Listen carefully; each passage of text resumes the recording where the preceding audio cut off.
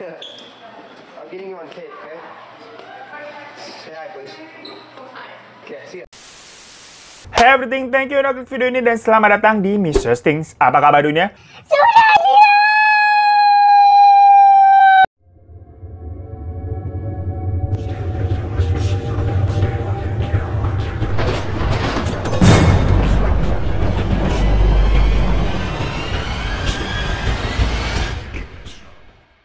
Gengs, kalian udah ikutan belum giveaway-nya Mirel nih dalam rangka anniversary-nya? Mereka lagi bagi-bagi iPhone sama uang jutaan rupiah. Buat yang pada nanyain caranya gimana, simak ya. Caranya kamu langsung masuk ke Shopee aja dan cari official store-nya Mibel ataupun Mirel, terserah kalian pilih salah satunya itu boleh. Dan selesaikan checkout pembayaran di keranjang belanjaan kalian. Kalau sudah, langsung screenshot saja. Lalu kemudian buka Instagram kalian dan bikin Instastory untuk ngepost tadi hasil screenshotannya. Tapi jangan lupa, tag Instagram Mirel Beauty dan tag juga Mibel Skin. Kirim juga screenshot tadi langsung ke DM-nya Mirel Beauty dan juga Instagram-nya Mibel Skin. Nah, gampang banget kan caranya. Kalau udah lanjut kita ke skincarean aja. Rangkaian pertama pakai glossy toner ini karena ini bentuknya semprot, jadi praktis banget, tinggal serot. Jadi abis itu glossy serumnya pakai 1 atau 2 tetes aja. Ini formulanya gampang banget menyerap, gengs, walaupun cuman segini. Ini efeknya juga udah bagus banget kalau kalian pakai rutinnya ya. Lanjut di sini pakai night creamnya, tutupnya hitam. Kita pakai dari tutupnya aja biar hemat-hemat. Lalu diolesin aja dan ini juga nggak greasy sama sekali, gampang banget menyerapnya, gengs. Pokoknya kalau kalian pakai rutin pasti muka kalian jadi glowing. Tuh kan asik banget, udah selesai skincarean, muka jadi glowing dan bisa dapetin kesempatan menangin giveaway-nya. Jadi langsung aja makanya kepoin Instagram mereka dan kalau mau beli produknya langsung klik link Shopee yang ada di bawah. Hai gengs, bentar deh. Jujur ya nih, kalian kalau abis nonton video-video Mr. Stings, itu nggak ada yang jadi kayak terinspirasi kan? Pengen nyoba hal-hal yang aneh dan absurd? Awas aja lu ntar, jangan yuk. Abisnya nih, di kasus kali ini, pembunuhnya itu memang terinspirasi melakukan hal gila gara-gara dia ini suka nonton film horor atau thriller. Yang gua yakin diantara kalian banyak yang tahu filmnya juga nih, yaitu Scream. Tahu kan, pembunuh yang pakai topeng kayak begitu? Tapi kan itu cuman apa ya, cerita dalam film doang. Malah dipraktekin, dijadiin kenyataan. Yang kejadian itu terjadi di Pocatello, Idaho, Amerika Serikat pada tanggal 22 September 2006. Di mana hal ini menimpa seorang remaja bernama Casey Jo Stoddard yang saat itu berusia 17 tahun. Nah, Casey ini tuh tinggal bersama nenek dan kakeknya. Dan di sekolah dia sebenarnya juga merupakan murid yang teladan yang selalu dapat nilainya A, gengs. Pokoknya anak baik-baik lah, nggak neko-neko kayak gue begini.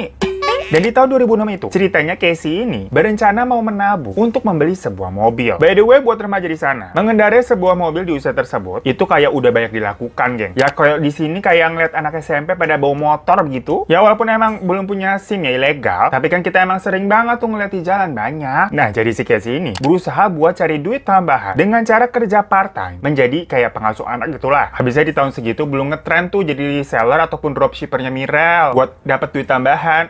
Iklan mulu. Nah yaudah, pas weekend, si Casey ini cerita di booking sama tante dan omnya untuk jagain rumah mereka. Bookingnya di sini maksudnya bukan open BO ya, dari cerita itu. Tapi booking buat jagain rumah. Traveling aja sih lu otaknya sujon. Karena memang si tante, om, sama anak mereka tuh jadi sepupunya Casey mau liburan keluar kota. Ya udah, Casey diminta tolong tadi tuh untuk jagain rumah dan kayak ngasih makan peliharaan kucing-kucingnya kan kalau ditinggal bisa mati. Nanti ada upahnya dia lumayan. Dan karena waktu itu jatuhnya weekend, Casey agak merasa bosan juga kali ya. Harus sendirian di rumah gitu, kayak ngapain gabut. Akhirnya pas pada sore hari, si Casey ini telepon ke tantenya buat minta izin ngundang pacarnya ke rumah buat nemenin nonton film aja kok tante, nggak macem-macem. Dan karena memang tantenya Casey ini tahu banget Casey seperti apa, ya udah percaya. Nggak kayak lu anaknya suka neko-neko, jadinya diizinin tuh sama si tantenya. Ya udah, ajak aja pacar lu, Gi. Tapi nontonnya upin-ipin aja ya, jangan nonton OnlyFans lu. Tantenya kayak gitu kali ngomongnya ya. Akhirnya udah sekitar jam 6 sore, pacarnya bernama Matt itu datang tuh.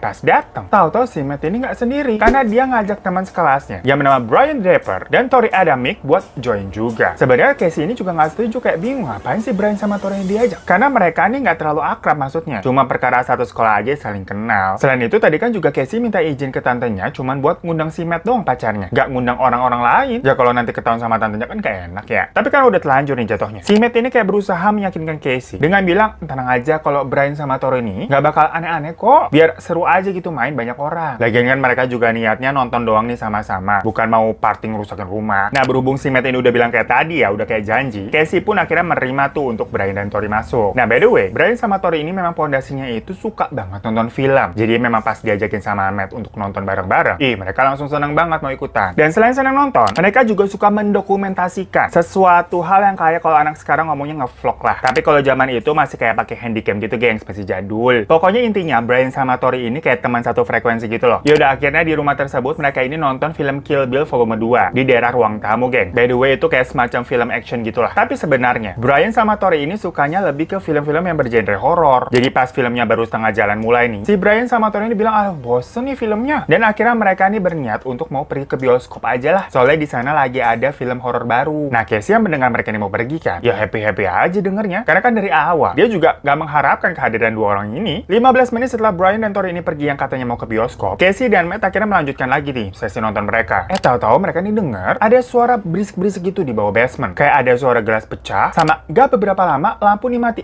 Blep, mati lampu, geng. Nah, si Casey otomatis sebagai cewek langsung ketakutan kan mati lampu. Di situ, Matt yang sebagai cowoknya berusaha menenangkan pacarnya dengan bilang, tenang aja, bentar lagi lampunya pasti nyala kok. Tapi si Matt ini cuma ngomong doang nenangin. Cuma gak bertindak alias diem aja di situ. Bukan yang ngajak si Kring di luar kan maksudnya. Jadi ya udah mereka berdua nih diem aja pasrah di ruang tamu dan berharap nanti nih listriknya akan nyala sendiri. Kayak kagak ada usahanya banget. Kalau di rumah gue udah pasti teriak tuh emak gue tuh. Lihat itu si Kringnya turun apa kagak? Kan begitu ya. Cuman memang gak lama kemudian, bener, listriknya nyala lagi. Tapi yang nyala kayak cuman sebagian doang, geng. Jadi sepertinya memang ada si Kring yang kondisinya masih turun. Cuman itu lagi-lagi mereka berdua nggak ngecek karena mereka mikirnya itu kan bukan rumah mereka dan nggak apal juga letak si Kringnya itu di mana. Daripada ide ngutak-ngatik, atau malah konslet meledak itu kan berabe. Nah, karena hal tersebut, Matt ini jadi khawatir untuk meninggalkan Casey sendirian di rumah. Takutnya nanti kalau dia pergi pulang nih, tahu-tahu lampunya mati lagi, Casey-nya ketakutan, kan kesian. Akhirnya si Matt ini telepon ke nyokapnya minta izin buat nginep malam itu. Tapi ternyata permintaan Matt itu ditolak. Terus ibunya Matt nih malah bilang, udah Casey-nya dibawa pulang ke sini aja lah. Nginep di sini, besok kita anterin lagi pulang ke situ. Gak percaya kali ya emaknya. Dikira anaknya mau macam-macam, ntar kan bisa 2 garis biru. Cuman ya tawaran ibunya Matt itu juga ditolak lagi sama si Casey. Karena kan si Casey ini di situ lagi tugas jagain rumah tantenya ya. Masa seenaknya pergi ninggalin rumah, kan konyol. Ya udah, akhirnya sekitar jam setengah 11 malam, Matt ini akhirnya dijemput sama ibunya tuh. Di situ ibunya Matt lagi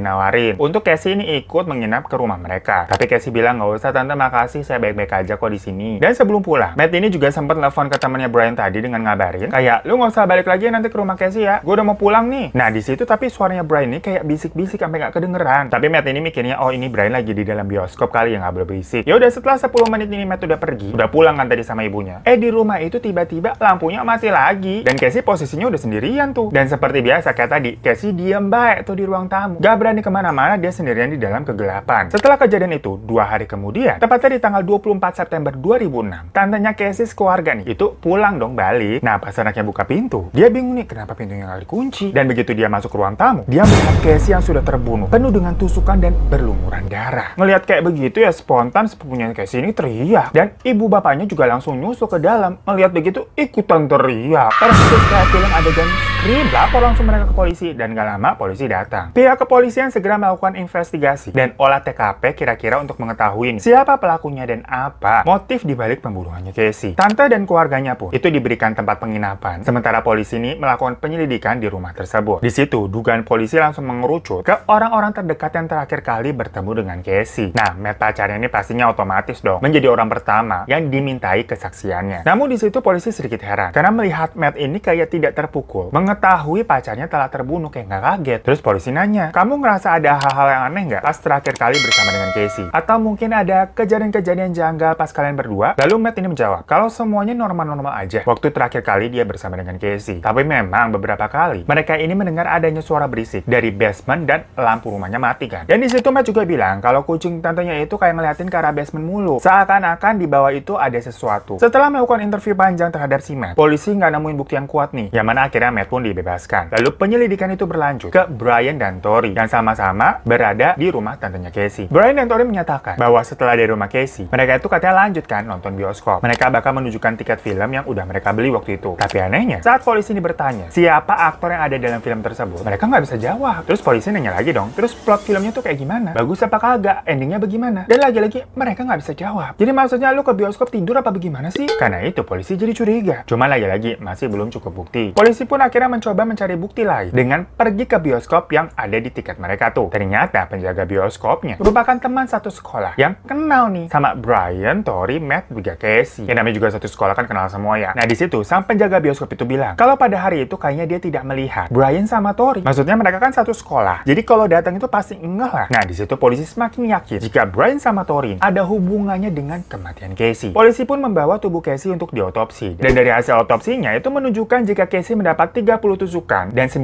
diantaranya itu ditusuk di area yang sangat fatal. Yang kalau hanya dengan sekali tusukan aja sebenarnya Casey udah bisa mati. Dari situ polisi memanggil Brian dan Tori dengan menginterogasi mereka kembali secara terpisah. Nah akhirnya tangisan Brian pun meledak, di mana dia mengatakan kalau Tori lah yang sebenarnya membunuh Casey. Brian menceritakan tuh kronologi kejadiannya, tapi menurut versinya ya, pada awalnya mereka berdua sebenarnya hanya ingin bercanda doang untuk berusaha menakut-nakuti Casey dan Matt itu pacarnya ala-ala adegan di film Scream. Pokoknya di awal mereka tidak ada sama sekali niatan untuk membunuh. Jadi pada saat Casey dan Matt itu lagi asik nonton di ruang tamu, Tori ini pergi ke dapur dan membuka pintu belakang. Habis itu mereka berdua pura-pura pergi katanya mau ke bioskop. Pas sudah keluar rumah, mereka masuk lagi tuh lewat pintu belakang tadi yang udah dibuka dan bersembunyi di basement sambil mematikan aliran listrik biar suasananya lebih dramatis kan mati lampu. Rencananya begitu udah mati lampu, Casey dan Matt ini kan harusnya nyari sekring kan buat nyalain lagi gitu. Nah di situ Brian sama Tori ini mau mengagetkan. Mereka berdua menggunakan kostum yang tadi tuh kayak di film Scream pokoknya konsepnya. Tapi sayangnya Casey sama Matt ini kan tadi tuh pasrah doang, kayak perawan desa diem-diem baik gitu kagak jalan. Jadi udah ditungguin nih kagak turun-turun mereka buat nyalain sekring. Tahu si Brian ini malah dilepon kan sama si Matt dengan bilang katanya si Matt ini mau pulang. Nah pas tahu Matt ini udah pulang, entah apa yang merasuki si Tori, dimana dia nih jadi kepikiran untuk membunuh Casey. Lagi-lagi biar lebih dramatis kan. Di situ mereka nih sempat nakut-nakutin si Casey yang posisinya udah sendirian kan. Dengan cara mereka ini membuka dan menutup lemari biar ada bunyinya. Terus mereka juga naik turun tangga, lagi-lagi biar kayak ada suara-suara berisik kayak hantu. Dan baru setelah itu mereka ke ruang tamu tuh tempat Casey berada. Dan saat bertemu Casey, Tori ini tahu-tahu langsung membacok si Casey berulang-ulang kali geng. Awalnya Brian ini bilang kalau dia cuma ngeliatin si Tori doang melakukan hal tersebut. Kemudian dia mengakui ikut membacok Casey 3-4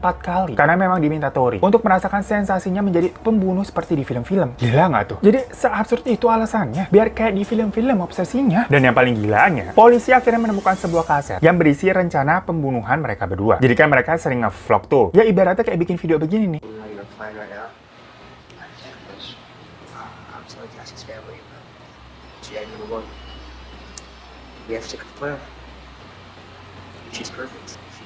Dimana ternyata sebelumnya mereka sudah merencanakan untuk merealisasikan adegan-adegan di film tadi menjadi kenyataan. Dan targetnya memang si Casey, karena dirasa cocok aja kayaknya si Casey ini jadi tokoh utama. Dan setelah eksekusi, ternyata mereka merekam lagi tuh perbuatan mereka setelah membunuh Casey. Nah pada rekaman itu mereka kayak semacam minta maaf sama si Casey yang udah mati ini. Karena walaupun mereka ini jatuhnya berteman, tapi mereka harus membunuhnya katanya. Karena mereka ingin jadi terkenal, apa enggak? I just killed Cassie. We just left her house. This is not a fucking joke. I'm shaking. I stabbed her in the throat and I saw her lifeless body just disappear. Dude, I just killed Cassie. Gila banget, ya terkenal sih, tapi di penjara. Otaknya kemana? Ya tapi atas kejadian ini memang, Tori dan Brian berarti telah mewujudkan mimpi mereka menjadi seorang pembunuh terkenal. Mereka banyak diberitakan di televisi, dan bahkan kasusnya ini menjadi inspirasi beberapa film dan program TV juga. Aduh, berarti TV-TV sana kagak jauh beda sama TV sini ya gengs, suka ngaco. Sampai akhirnya pada 31 Mei 2007, persidangan pun dimulai, di mana mereka dijatuhi hukuman penjara seumur hidup tanpa adanya kesempatan untuk pembebasan bersyarat.